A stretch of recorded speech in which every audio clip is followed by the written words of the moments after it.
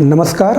खरीफ विपणन वर्ष 2025-26 में धान उपार्जन एवं चावल उपार्जन की निगरानी हेतु कंट्रोल कमांड सेंटर की स्थापना मार्कफेड एवं नागरिक आपूर्ति निगम के द्वारा की जा रही है। इस स्लाइड में हम इनके बारे में चर्चा करेंगे। यह एक समस्या विवरण है जो कि खरीफ विपणन वर्ष 2023-24 के पूर्व की एक व्यवस्था थी, जिसमें धान उपार्जन एवं चावल उपार्जन प्रणाली में हमें पैडी के लीकेज एवं चावल के लीकेज में किस प्रकार की समस्याएं जो उत्पन्न होती थी उसका विवरण है। इसमें वास्तविक समय में दृश्यता का अभाव था। चावल और धान ले जाने वाले वाहनों की लाइव ट्रैकिंग हम नहीं कर पाते थे। अनस्ट्रक्चर्ड रिपोर्टिंग थी, किसी भी प्रकार का डॉक्यूमेंटेशन हमारे पास में नहीं होता था। लेक ऑफ प्रायोरिटाइजेशन होता था। हम प्राथमिक आधारित फील्ड प्रतिक्रिया हम नहीं दे पाते थे। हमारी प्राथमिकता तय नहीं हो पाती थी कि हम किस वाहनों पर हम कार्रवाई करें, किस पर हम नहीं करें। फील्ड अधिकारी चूँकि प्राथमिकता तय नहीं हो पाती थी, इस वजह से उस पर जांच भी नहीं कर पाते थे, जिसकी वजह से प्रक्रिया में हेरफेर की स्थिति निर्मित होती थी। फर्जी गेट पास का निर्माण होता था, जिसमें बिना वास्तविक डिलीवरी के जो है धान का परिवहन किया जाता था। पुरानी फ़ोटो का पुनः उपयोग और नकली ट्रैक मूवमेंट भी किया जाता था। डेटा और रिकॉर्ड में अनियमितताएं दिखाई देती थी,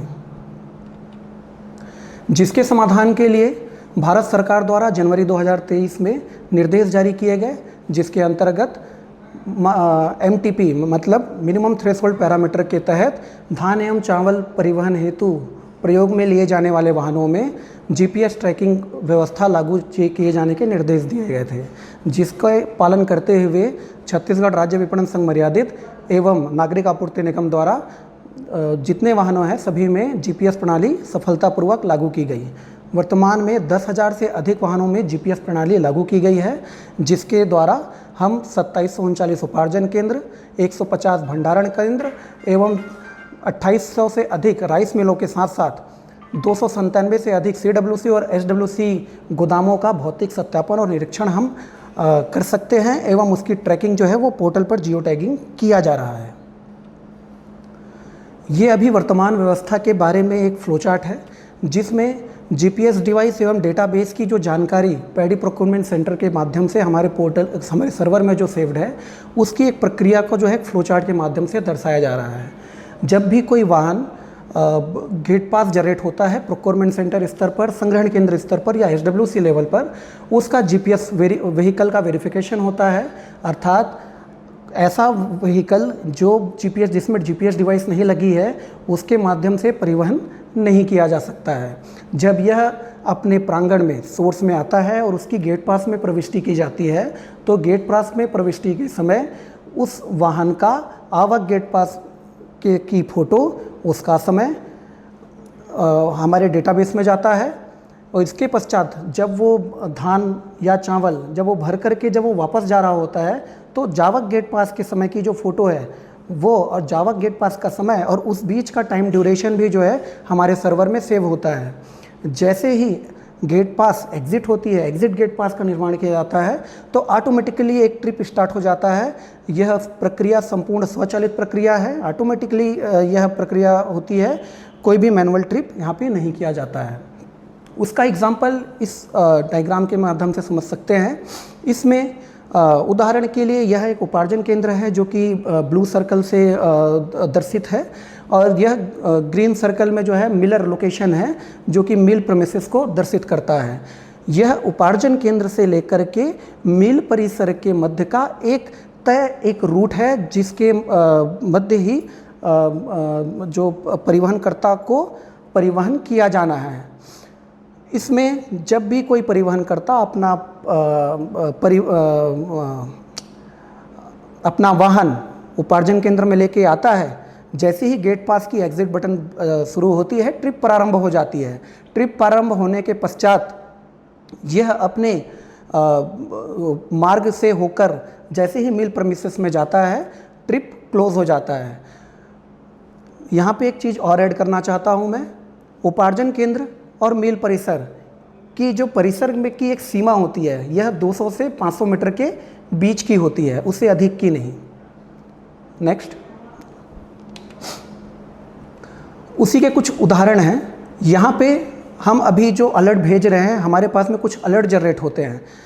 अगर कोई परिवहनकर्ता, चाहे वो धान उपार्जन हो या चावल उपार्जन हो, इसमें अनधिकृत स्थान तक अगर विचलन होता है, यानी कि अनऑथराइज्ड हॉल्ट होता है। उदाहरण के लिए यदि किसी राइस मिलर को एक स्थान ए से स्थान बी में जाना है, परंतु उसका वाहन स्थान सी पर रुक गया है, हॉल्ट हो गया है, ऐसी स्थिति में अलर्ट जनरेट होते हैं। दूसरा है रूट विचलन। यहाँ पे यदि किसी मिलर को एक स्थान ए से एक स्थान बी में जाना है, परंतु उसका वाहन किसी दूसरे पाथ में अगर वो ट्रैवल कर रहा है, तो उस स्थिति में एक रूट डेविएशन का अलर्ट जारी होता है। तीसरा है योजना बनाम वास्तविक, यानी प्लान्ड वर्सेस एक्चुअल रूट। यहाँ पे प्लान्ड रूट एक तय होती है, उस निर्धारित रूट से कुछ डाइवर्टेड मार्ग का उपयोग करके अगर दूसरे रूट से अगर जाता है, तो उस स्थिति में भी अलर्ट जनरेट होते हैं। ये जो मार्ग है यह शॉर्टेस्ट पाथ डिस्टेंस के आधार पर कर रहे होते हैं और ऑप्टिमम, कम से कम दूरी तय करे, इस तरीके से यह दूरी जो है यह तय की जाती है। मुख्यालय स्तर पर ट्रिप के डैशबोर्ड को अवलोकन करने के लिए एक इस तरीके का डैशबोर्ड होता है, जिसमें टोटल ट्रिप काउंट के बारे में डिटेल होते हैं और अलग अलग प्रकार की एक्टिविटीज़, कितने एक्टिव ट्रिप है, कितने ऑन टाइम ट्रिप है, कितने लॉन्ग हॉल्टिंग वाले हैं, कितने डिले हैं, कितने 1 घंटे से ज़्यादा डिले हैं, कितने 1 घंटे से कम डिले हैं, कितनों में रूट डेविएशन हो रहा है। ये सबकी जानकारी हम जिलेवार देख सकते हैं, डेटवार देख सकते हैं। इसके बाद हम व्हीकल का नाम, उस व्हीकल का स्टेटस, उसकी रूट आईडी क्या है, उसका रूट का नाम क्या है, रूट टाइप, उसका परिवहन कब शुरू हुआ, कब ख़त्म हुआ, ड्राइवर का डिटेल क्या है, लोकेशन उसका करंट में क्या है, यह सारा डिटेल हमारे पास में डेटाबेस में, सर्वर में सेव होता है।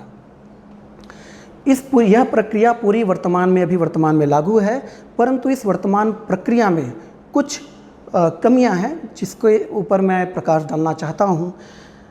जैसा कि मैंने बताया, हमारे यहाँ पे जितने भी ये जीपीएस संबंधी ये जीपीएस, एकीकृत जीपीएस संचालन एनआईसी प्रणाली के साथ में समन्वय किया जाता है।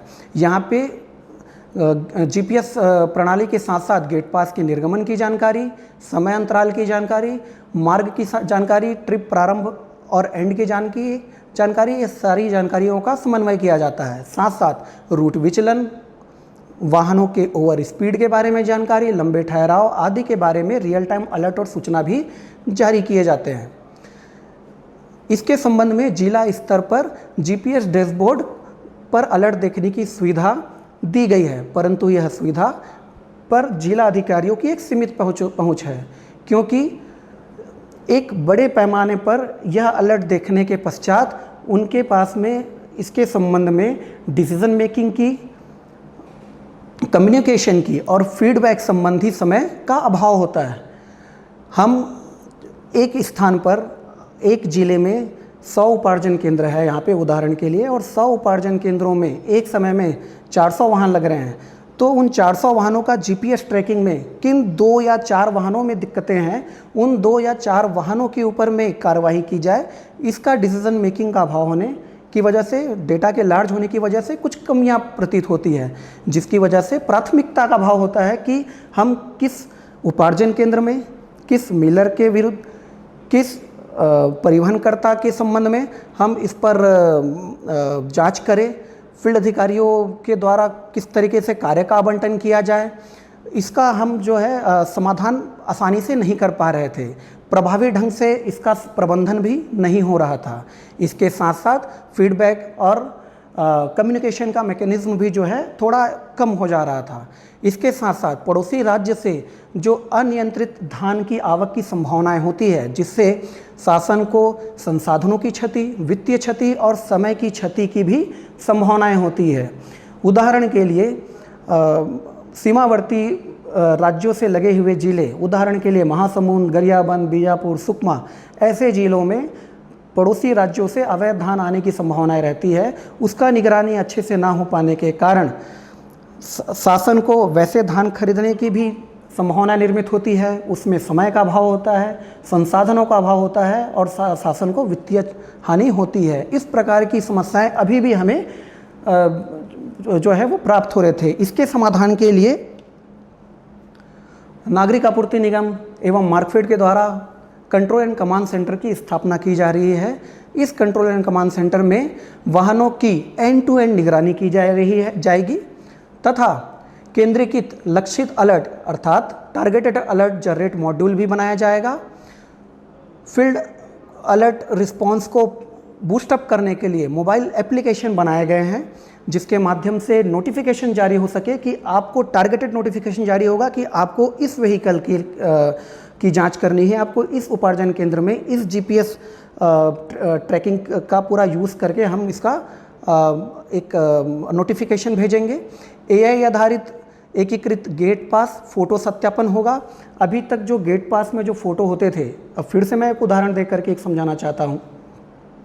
उदाहरण के लिए एक ज़िले में 50 उपार्जन केंद्र है या 100 उपार्जन केंद्र है और वहाँ पे 20-20 गाड़ियाँ भी आती है, तो 2000 गाड़ियाँ आती है, उस पर आवक और जावक करके कुल 4000 फ़ोटो हो जाते हैं। अब इन 4000 फ़ोटो के मैनुअल सत्यापन में समय लगने का संभावना रहता है। समय लगने से डिसीजन मेकिंग प्रभावित होती है और उस पर कार्रवाई भी हमारा बाधित होता है। इस बार ये जितने भी गेट पास के फ़ोटो हैं उसका हम सत्यापन एआई से आधारित एकीकृत सत्यापन प्रणाली से करेंगे, जिससे विसंगतियों की पहचान होगी, जिससे डिसीजन मेकिंग अच्छा होगा, फीडबैक अच्छा होगा और हम कार्यवाही करने में जो है त्वरित कार्रवाई किए जाने की स्थिति में होंगे। इसके साथ साथ जो सीमावर्ती राज्यों में परिवहन विभाग द्वारा लगाए गए बॉर्डर चेक पोस्ट में ANPR अर्थात ऑटोमेटिक नंबर प्लेट रीडर और CCTV कैमरा से फीडिंग कर रहे हैं और उसको इंटीग्रेट कर रहे हैं। इसमें परिवहन विभाग से प्राप्त डेटा के आधार पर जो अवैध परिवहन संभावित होने वाले वाहनों की हम जांच करने में सक्षम होंगे। इसके अलावा संवेदनशील, अति संवेदनशील खरीदी केंद्रों का, उपार्जन केंद्रों का केंद्रीकृत निगरानी हम कर सकते हैं। मार्कफेड द्वारा छत्तीसगढ़ के 2739 उपार्जन केंद्रों का 3 भागों में इसको कैटेगराइज किया गया है। एक है सामान्य उपार्जन केंद्र, दूसरा है आपका संवेदनशील उपार्जन केंद्र और तीसरा है अति संवेदनशील उपार्जन केंद्र, जहाँ पे संवेदनशील एवं अति संवेदनशील उपार्जन केंद्रों में अतिरिक्त निगरानी की आवश्यकता होती है। अभी तक जो कुछ पॉइंट दिए गए थे उसके स्थान उपार्जन व्यवस्था में किस प्रकार से निगरानी की जाएगी उसके कुछ पॉइंट हैं। यहाँ पे मार्कफेड एवं नागरिक आपूर्ति निगम के द्वारा कंट्रोल एंड कमांड सेंटर की स्थापना की गई है, जिसमें उपार्जन केंद्रों का वर्गीकरण किया गया है। इसके अंतर्गत नोडल अधिकारियों की नियुक्ति की गई है। मार्कफेड स्तर पर हमारे नोडल अधिकारी यहाँ पे नियुक्त किए गए हैं। साथ ही साथ जिले एवं तहसील स्तर पर टीम का गठन किया जा रहा है एवं उड़न दस्ता टीम का भी गठन किया जा रहा है, जिसकी जानकारी मुख्यालय स्तर पर ली जा रही है। जिले एवं तहसील स्तर पर डिप्टी कलेक्टर रैंक के अधिकारी या उनके निम्न श्रेणी के अधिकारी जो हैं वो प्रमुख अधिकारी होंगे। इसके पश्चात हम आगे जाकर के अलर्ट प्रणाली जो है उसका एक क्रियान्वयन करेंगे, जिससे अतिरिक्त निगरानी और सुविधा उपलब्ध हो सके और कार्यवाही जो है वो संपादित हो सके समय पर। अब ये कंट्रोल कमांड सेंटर अलर्ट कैसे जारी करेगा, इस संबंध में यहाँ पे उल्लेख है। जब भी फर्जी गेट पास का निर्माण होगा तब यह अलर्ट जारी करेगा। पुरानी फ़ोटो का पुनः उपयोग होगा, यानी कि अगर वाहनों में फ़ोटो का मोबाइल से फ़ोटो लिया गया हो, टैबलेट से फ़ोटो लिया गया हो, कंप्यूटर से फ़ोटो लिया गया हो, तो उसका अलर्ट जारी किया जाएगा। नकली ट्रक मूवमेंट दिखाया जाता है, अर्थात GPS डिवाइस ट्रकों में लगे हुए हैं। कभी ये शिकायतें भी होती है कि GPS डिवाइस ट्रक से निकाल करके अन्य वाहनों में लगा दिया गया है, उदाहरण के लिए मोटरसाइकिल में लगा दिया गया है। ऐसी स्थिति में अगर GPS से छेड़छाड़ की जाती है और नकली मूवमेंट दिखाया जाता है तो भी उसका अलर्ट यहाँ से जारी किया जाएगा। एक ही स्टॉक का बार बार इस्तेमाल दिखाया जाता है, यानी कि एक तरीके से फर्जी उठाव दिखाया जाता है, तो इसका अलर्ट यहाँ पे से जारी किए जाएंगे। रिकॉर्ड में असंगति होने की स्थिति में, रूट विचलन की स्थिति होने में और सीमावर्ती राज्यों से अवैध परिवहन की स्थिति में भी अलर्ट जारी किए जाएंगे। उपार्जन केंद्रों की वर्गीकरण: सामान्य केंद्र 1710, संवेदनशील केंद्र 897 और अति संवेदनशील 132 उपार्जन केंद्रों में विभक्त किए गए हैं और इसकी जानकारी जिलों को साझा किया गया है। जिलों के द्वारा इस साझा किए गए जानकारी में अगर उपार्जन केंद्रों को ऐड करना है, संवेदनशील अति संवेदनशील उपार्जन केंद्रों की और पुष्टि किए जाने के संबंध में जिलों को निर्देशित किया गया है। वहाँ पे कार्यवाही अभी प्रक्रियाधीन है। ये छत्तीसगढ़ के इस मैप में हाइपर सेंसिटिव जो उपार्जन केंद्र है वो रेड से दर्शित हैं। यह आप ध्यान देंगे कि यह सीमावर्ती राज्यों से लगे हुए उपार्जन केंद्र हैं। दूसरे सेंसिटिव जो कि येलो से दर्शित हैं, यह 897 उपार्जन केंद्र भी ज़्यादातर सीमावर्ती राज्यों से लगे हुए उपार्जन केंद्र हैं। और उसके अलावा 1710 उपार्जन केंद्र यह पूरे छत्तीसगढ़ में अलग अलग स्थानों पर नॉर्मल सामान्य केंद्र जो उपार्जन केंद्र जो है वो फैले हुए हैं, जिसकी मैप पर चित्रित है। संवेदनशील उपार्जन केंद्रों के बारे में जानकारी एक ग्राफ के माध्यम से है, जिसमें ब्लू कुल उपार्जन केंद्रों की संख्या और ऑरेंज जो इसमें संवेदनशील और अति संवेदनशील उपार्जन केंद्रों की संख्या को दर्शित कर रहा है। यहाँ पे संवेदनशील और अति संवेदनशील उपार्जन केंद्र ऐसे उपार्जन केंद्र हैं जहाँ पर 30% से ज़्यादा सुखत आया हो, FIR दर्ज हुआ हो, रकबा में और धान की खरीदी में बेतहाशा वृद्धि हुई हो, इस तरीके का उपार्जन केंद्र और बॉर्डर एरिया से लगे हुए उपार्जन केंद्रों को हमने अति संवेदनशील उपार्जन केंद्र यहाँ पे चिन्हांकित किया है।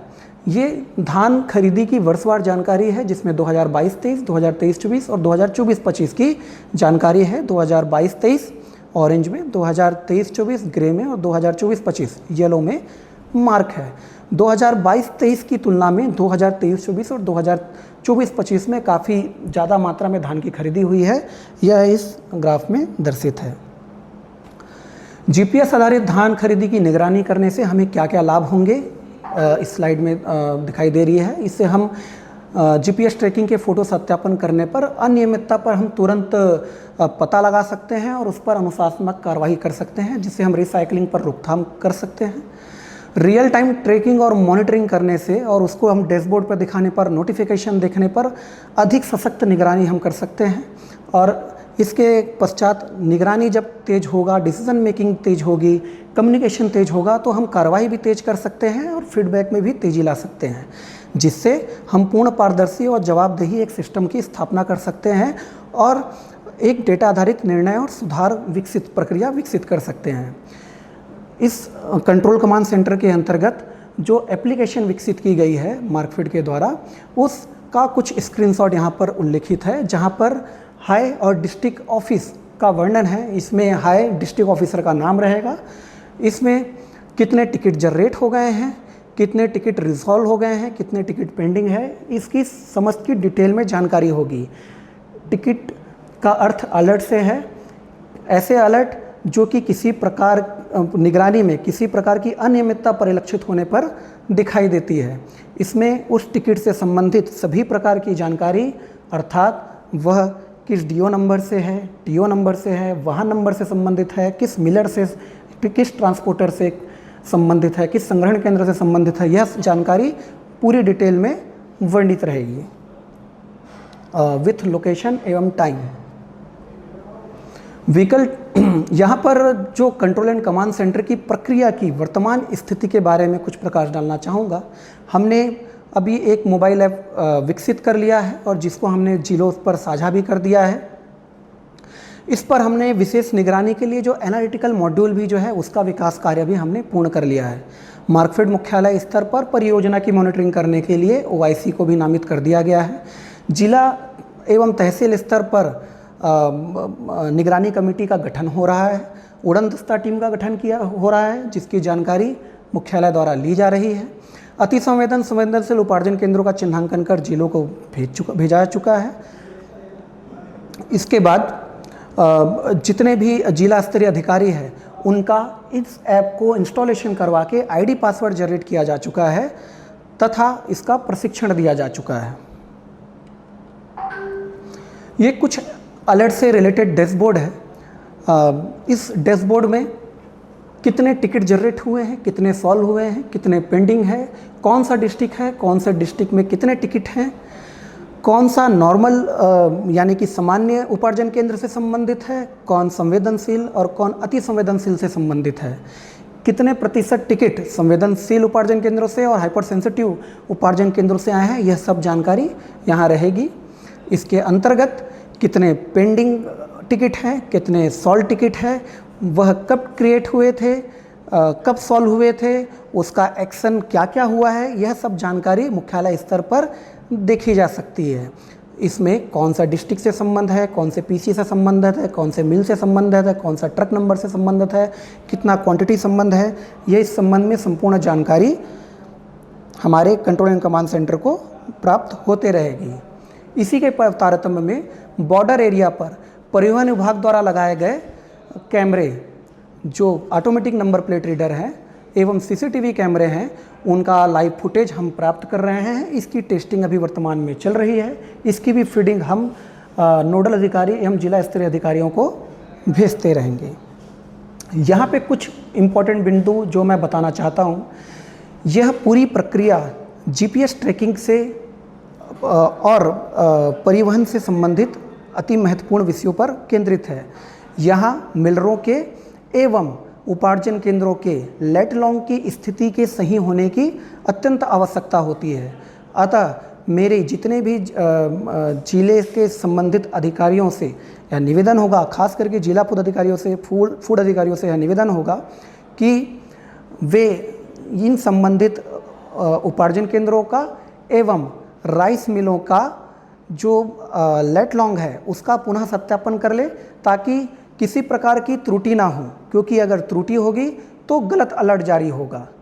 साथ ही साथ दूसरा पॉइंट यह है कि जिला स्तर के जो नोडल अधिकारी है उसका आईडी पासवर्ड हमारे द्वारा बना दिया गया है, किंतु जो तहसील स्तर पे जो निगरानी टीम बनेगी और उड़न दस्ता टीम जो बनेगी, उसके पंजीयन एवं आईडी पासवर्ड की स्वीकृति का अधिकार हमने जिलों के जिला खाद्य अधिकारियों को दिया हुआ है। तो जिला खाद्य अधिकारियों से पुनः निवेदन है कि वह संबंधित अधिकारी कर्मचारियों का ही आईडी पासवर्ड जनरेट करें। धन्यवाद।